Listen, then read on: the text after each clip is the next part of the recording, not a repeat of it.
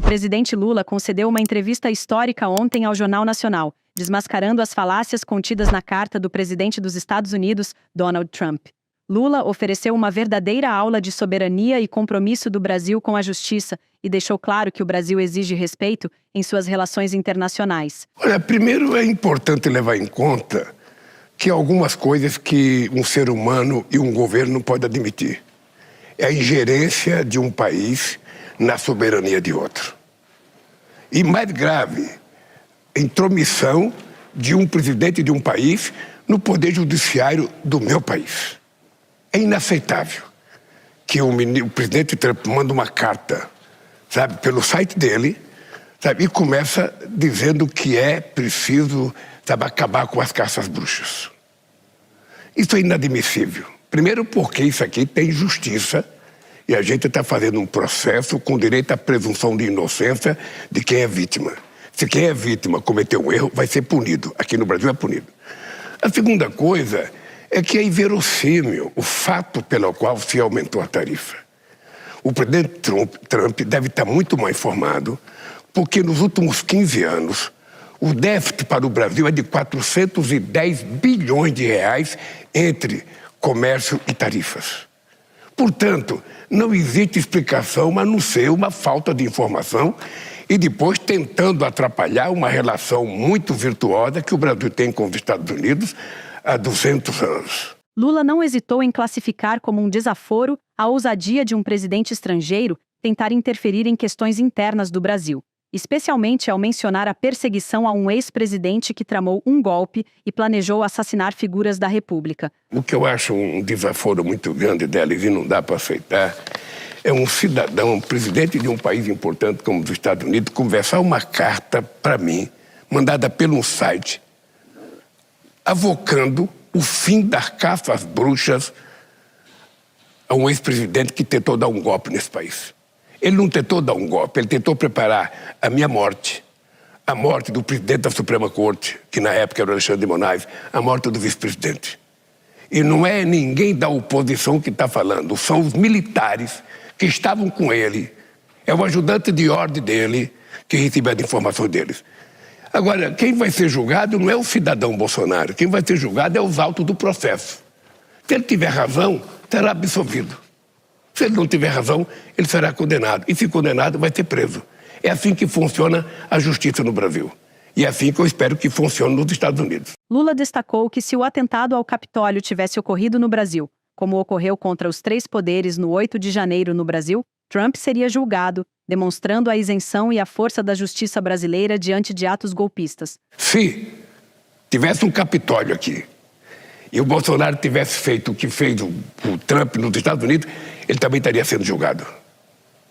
Porque a lei aqui no Brasil é para todos, de verdade. Doa a quem doer. Lula deixou claro sua disposição para negociar, mas também avisou que o Brasil tem a capacidade de responder com reciprocidade a qualquer sanção externa. O que é que eu vou fazer, na verdade? Primeiro, eu não perco a calma e não tomo decisão com 39 graus de febre. O Brasil utilizará a lei da reciprocidade quando necessário. E o Brasil vai tentar, junto ao OMC, com outros países, tentar fazer com que a OMC tome uma posição para saber quem é que está certo ou que está errado. A partir daí, se não houver solução, nós vamos entrar com a reciprocidade já a partir de 1º de agosto, quando ele começa a taxar o Brasil. Nós entendemos que o Brasil é um país que não tem contencioso com ninguém, nós não queremos brigar com ninguém, nós queremos negociar e o que nós queremos é que seja respeitado as decisões brasileiras. Portanto, se ele ficar brincando de taxação, vai ser infinita essa taxação. Nós vamos chegar a milhões e milhões e milhões de % de taxa de coisa. O que o Brasil não aceita é intromissão nas coisas do Brasil. Ele tem o direito de tomar decisão em defesa do país dele, mas com base na verdade. Se alguém orientou ele com uma mentira de que os Estados Unidos é deficitário com o país, mentiu.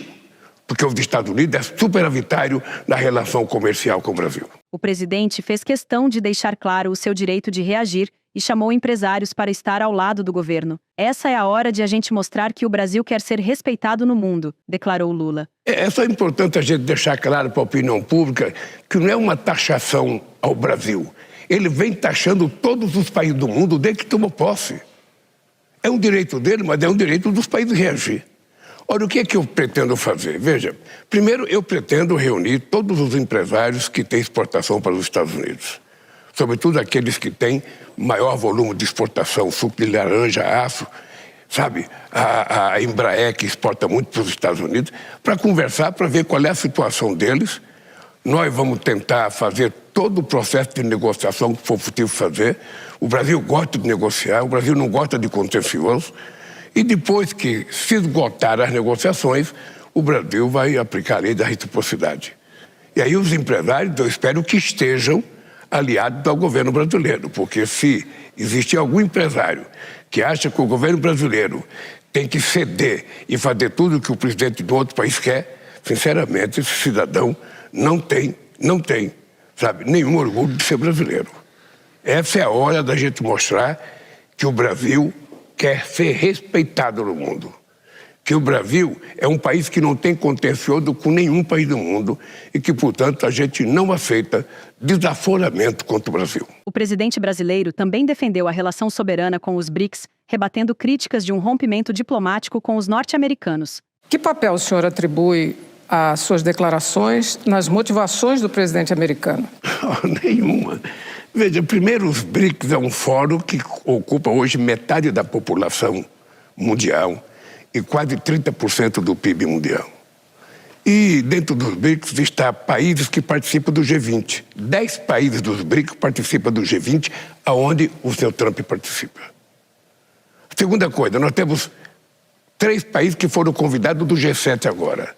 4 países, Brasil, México, África do Sul e Índia. Quarta coisa, o BRICS é um agrupamento de países que trabalha em prol do sul global. Nós cansamos de ser subordinados ao norte. Nós queremos ter independência nas nossas políticas, queremos fazer comércio mais livre e as coisas estão acontecendo de forma maravilhosa. As coisas vão continuar melhorando e nós estamos discutindo, inclusive, a possibilidade de ter uma moeda própria, ou quem sabe com as moedas de cada país, a gente fazer comércio sem precisar utilizar o dólar. Porque nós não temos a máquina de rodar dólar, só os Estados Unidos que tem. E nós não precisamos, sabe, disso para fazer comércio exterior. Agora, achar que os BRICS é a razão pela qual o Trump ficou nervoso, o Brasil nunca ficou nervoso com a participação do G7, o Brasil nunca ficou nervoso com as coisas que os Estados Unidos faz. Cada país tem soberania de fazer aquilo que quer. Então eu penso que o presidente Trump precisa se cercar de pessoas que o informem corretamente sobre como é virtuosa a relação Brasil-Estados Unidos.